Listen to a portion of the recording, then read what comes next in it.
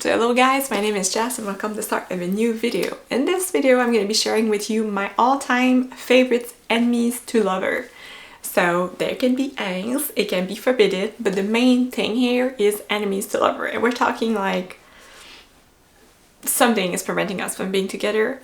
Forbidden maybe, but that makes us enemies and we hate each other and it's painful. First series I'm going to be talking about is one of my all-time favorites, which actually surprised me when I read it last year. I binged the whole series, so it's Bring Me Their Art by Sarah Wolf. That series, like, oh my god, we're following Zara. Zara is a heartless. As you might have guessed, she has no heart. Basically, she kind of does not like to be one.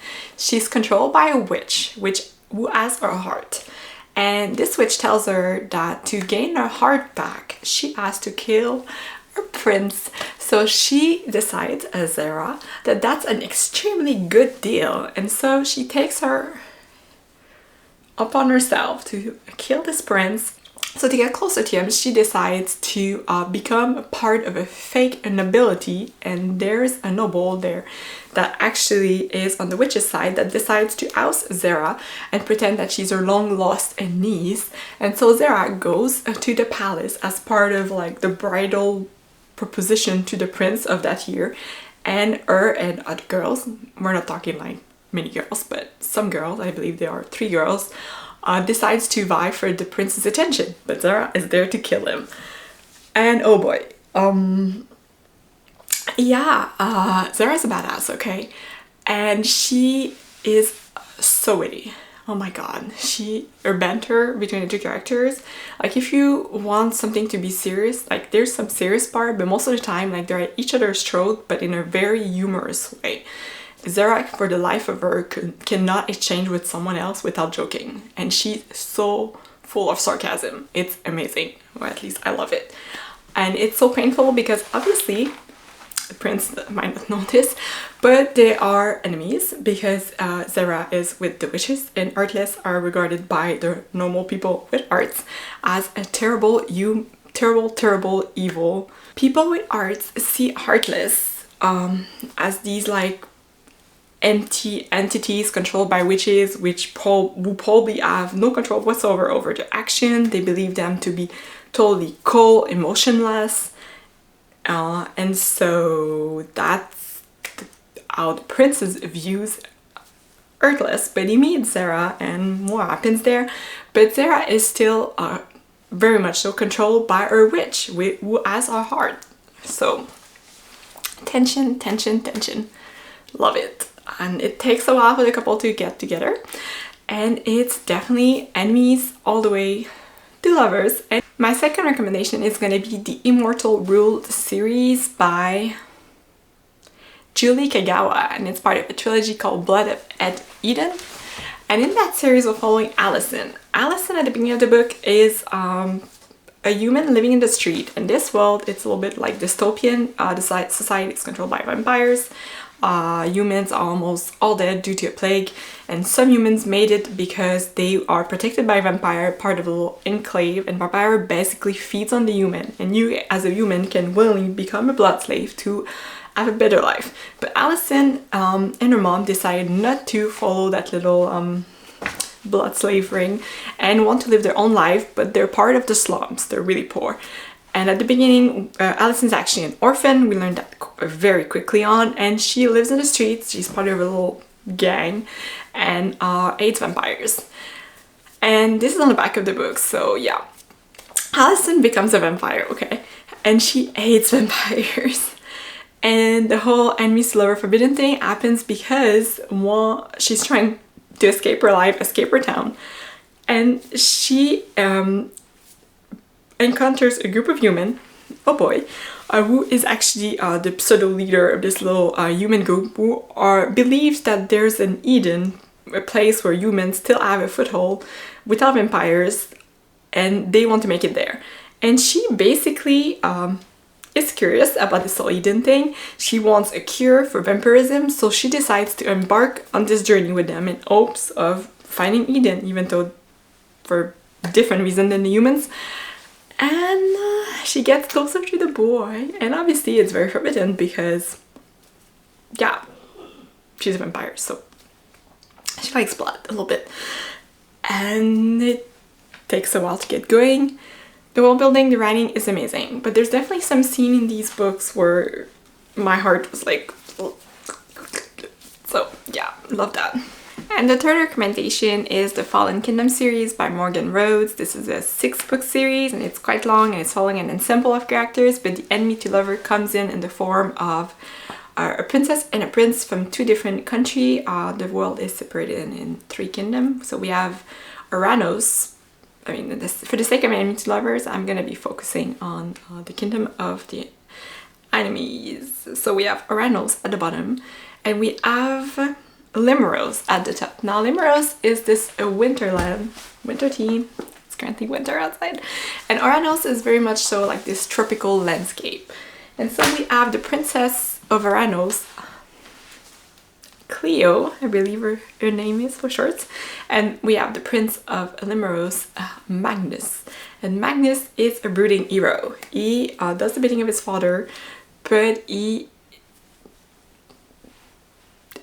doesn't really have more emotion aside from the fact that he has a very weird attraction to his sister, but that's beside the point.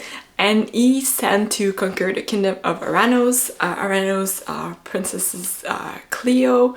Cleo is a little bit of a bubbly princess at the beginning of the book. Like, she goes on these adventures with her little noble friends where she wants to see how the poor lives, and she is not taking much of anything serious, and she is fierce, meaning that she is not scared of anything.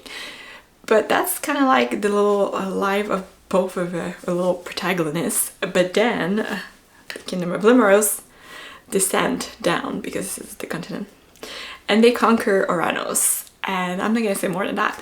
And now we're talking real enemies to lover. 8. And it's such a slow burn. Like, I don't think until book 3, maybe book 4. I don't know, it's so slow and I love it. It's so painful. And I mean, it's an ensemble series, but every time you have the chapter about Magnus and Cleo, like, oh my god, it's so good. And yeah, that's my third recommendation for enemies to lover. If you like really good world building and you kind of want it to be really drawn out, slow burn with lots of tension, the throat we at each other, this is a good series. The ending, book 5, 6, kind of changed things up a little bit and it's kind of weird, but it's still very good overall. Then my fourth recommendation is actually the Ash Princess series by Laura Sebastian. This is a little bit of an older series, but basically we're following a Theodosia. So we're basically following Theodosia. Theodosia is the sole surviving member of the royal family of a kingdom that was invaded by an empire. This empire wanted to invade the kingdom because they had fire magic. So they were invited because of their fire power. There's mines in the land where there's apparently these precious gems that the empire really wanted. So they invade Theodosia's land, they take over, and the empire decides to keep Theo. She goes by Theo. Don't they always have short names? It decides to keep Theo as kind of like a pet almost, and Theo is basically a slave there. She doesn't do much aside from being just an object of hatred, so she has to watch her people be tortured over and over. And to be quite frank, I'm not quite sure why the emperor is keeping her alive, aside from the fact that he wants her people to feel crushed, but like, it's not a good conqueror. Like, he doesn't want to help this land or make it really like a joint part of his empire. Like, he just wants to mine there and he wants slaves. And he has a son, a crown prince of an empire, can you say that?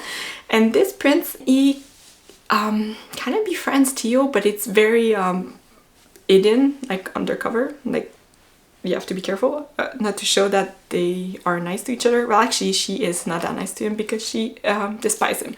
But he's trying to be nice to her. And there's a very graphic scene at the beginning, which was surprising to me as a YA book. But like, she goes through, she sees some pretty crazy torture over people. And this prince is kind of nice to her, and they kind of like open up a little bit, but it still feels very much enemies to lover because they're obviously on two different sides. But this one, I must say that they kind of like talk through it a little bit, but it's still a slow burn. Nothing really is still until book 3, and book 1 was the stars. So that's my 4th recommendation.